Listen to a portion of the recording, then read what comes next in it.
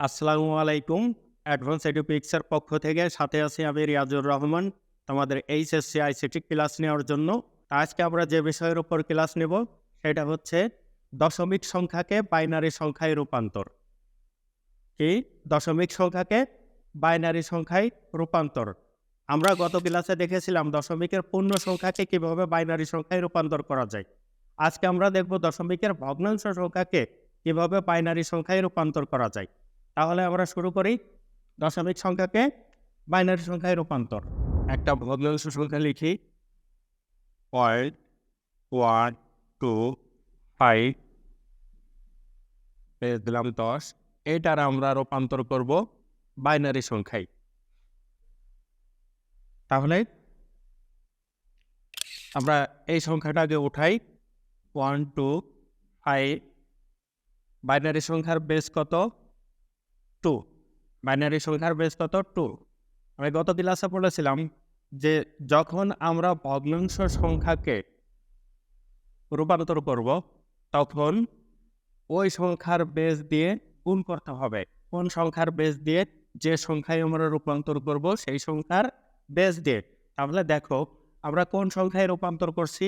আমরা বাইনারি সংখ্যায় রূপান্তর করছি। আর আমরা জানি বাইনারি সংখ্যার বেস কত? 2। যার কারণে 2 দিয়ে আমাদের গুণ করতে হবে। কেন গুণ করতে হবে? কারণ এইটা হচ্ছে ভগ্নাংশ সংখ্যা। এটা হচ্ছে কি? ভগ্নাংশ সংখ্যা। আর ভগ্নাংশ সংখ্যা বলেই এটারে কি করতে হবে? গুণ করতে হবে। তাহলে আমরা গুণ করব কত দিয়ে? 2 দিয়ে। এখন দেখো 5 গুণন 2, 5 দ্বিগুণে কত? 10, 10-এর 0, হাতে 1, 2 দ্বিগুণে 4, আর হাতের 1, 5, 2 1-কে কত? 2। এখানে কত হয়েছে? 250। আমাদের এইখানে পয়েন্টের পরে কত আছে? 1টা 2টা 3টা ঘর আছে। তাহলে আমাদের এইখানেও পয়েন্টের পরে 1টা 2টা 3টা ঘর হয়েছে, কিন্তু পয়েন্টের আগে কোনো সংখ্যা নাই। কোনো সংখ্যা যদি না থাকে তাহলে কত বসাবো? 0। আবার গুণ করব আমরা কত দিয়ে? 2 দিয়ে।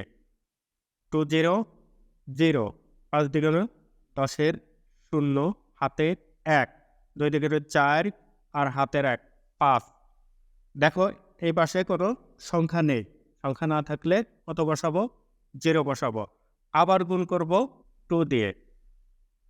2 0 0, 2 0 0, 5 দ্বিগুণে 10-এর 0, হাতে 1, হাতের 1টা আমরা এই পাশে বসাবো। কেন বসাবো? কারণ আমাদের পয়েন্টের পরে আছে কয় ঘর? 3 ঘর। পয়েন্টের পরে কয় ঘর আছে? 3 ঘর।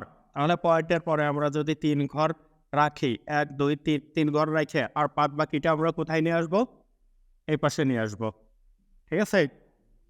বুঝতে পারছো? বাদ বাকিটা আমরা কোথায় নিয়ে আসবো? এখানে নিয়ে আসবো। তাহলে দেখো এইখানে আমরা নিয়ে আসছি 1। এখন পয়েন্টের পরে সবগুলো 0 চলে আসছে। আমাদের অঙ্কটা শেষ। আমরা এখন কি করব? অ্যান্সারটা সাজাবো। অ্যান্সারটা সাজাবো কিভাবে?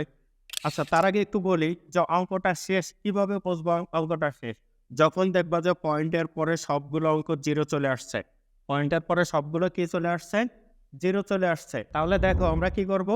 আমরা দেখব যে পয়েন্টের পরে যখন সবগুলো অঙ্ক 0 চলে আসছে তখন আমরা ওইখানেই শেষ করে দেব।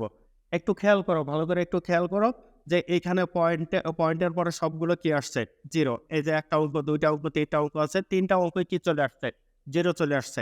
তাহলে আমাদের আর করা লাগবে না। কেন করা লাগবে না? কারণ এরপরে যদি আমরা আবার গুণ করি তাহলে 0ই আসবে। বারবার কি আসবে? বারবার 0ই আসবে। যার কারণে আমাদের আর করতে হবে না। এখন আমরা অ্যান্সারটা সাজাবো। আগেই বলেছিলাম আমরা গত ক্লাসে যে যখন ভগ্নাংশ সংখ্যাটা করব তখন অ্যান্সারটা সাজাবো উপর থেকে নিচে।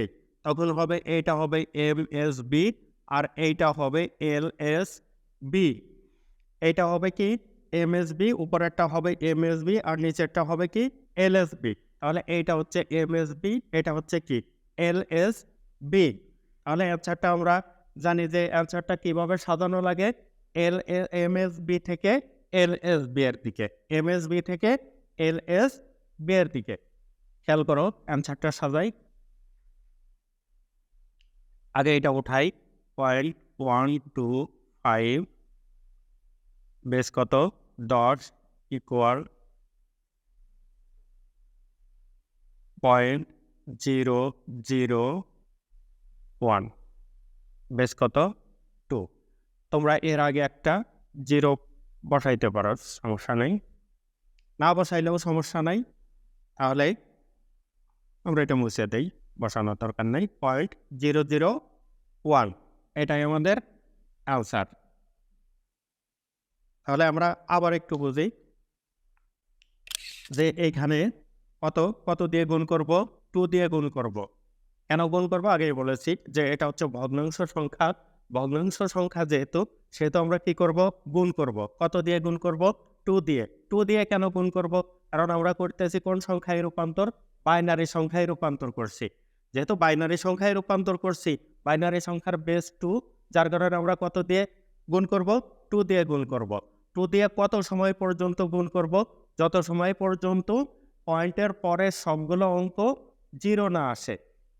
পয়েন্টের পরে সবগুলো অঙ্ক যত সময় পর্যন্ত 0 না আসবে তত সময় পর্যন্ত আমরা গুণ করব।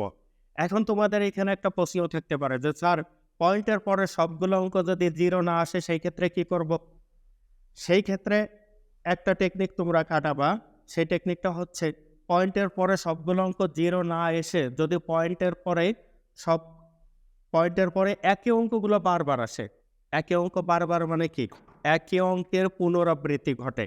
একই অঙ্কের কি ঘটে, পুনরাবৃত্তি ঘটে। মনে করো তোমরা পয়েন্টের পরে যে আমাদের এখানে কত আসছে, 250 আসছে। পয়েন্টের পরে কত আসছে, 250। এই 250টা যদি আমাদের আর একবার চলে আসে, ধরো গুণ করতে করতে 250 আরও একবার চলে আসছে পয়েন্টের পরে, তাহলে আমরা এইখানে শেষ করে দেব। তাহলে বুঝতে পারছো যে পয়েন্টের পরে যদি সবগুলো অঙ্ক 0 না আসে, সেই ক্ষেত্রে আমরা কি করব, সেই ক্ষেত্রে আমরা ফলো করব যে পয়েন্টের পরে সবগুলো অঙ্ক 0 না এসে পয়েন্টের পরে একই অঙ্কের পুনরাবৃত্তি ঘটে কিনা। যখন পয়েন্টের পরে একই অঙ্কের পুনরাবৃত্তি ঘটবে তখন আমরা ওইখানেই শেষ করে দেব। এখন আবারও প্রশ্ন আছে তোমাদের যে স্যার, পয়েন্টের পরে যদি 0 না আসে সবগুলো, আবার পয়েন্টের পরে একই অঙ্কগুলোর পুনরাবৃত্তিও যদি না ঘটে, সেই ক্ষেত্রে আমরা কি করব? সেই ক্ষেত্রে কোনো নিয়ম আছে কি না? অবশ্যই সেই ক্ষেত্রে নিয়ম আছে। তোমাদের দেখা গেল এইটা গুণ করতে করতে পয়েন্টের পরে 0 আসলো না এবং পয়েন্টের পরে একই অঙ্কগুলোও আসলো না, সেই ক্ষেত্রে তোমরা কি করবা? সেই ক্ষেত্রে 5 বার 6 বার গুণ করার পরে আর করার দরকার নাই। 5-6 বার গুণ করার পরে আর করার দরকার নাই। মিনিমাম 5 বার গুণ করবা। 5 বার গুণ করার পরে তারপরে আর করার দরকার নাই, তখন অ্যান্সারটা লিখে দেবা। আর অ্যান্সার যখন লিখবা, অ্যান্সার লেখার পরে এই যে এটা যখন এই মানগুলো বসাবো, বসানোর পরে লাস্টে কি দিয়ে দেবা? Dot dot. লাস্টে ডট ডট মানে কি, এটা চলমান। লাস্টে ডট ডট বসানো মানে কি, এটা চলমান অবস্থায় আছে।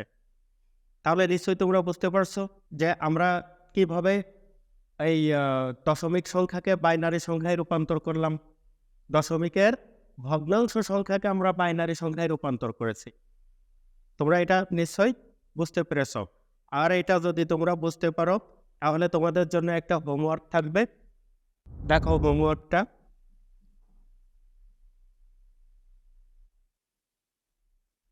.80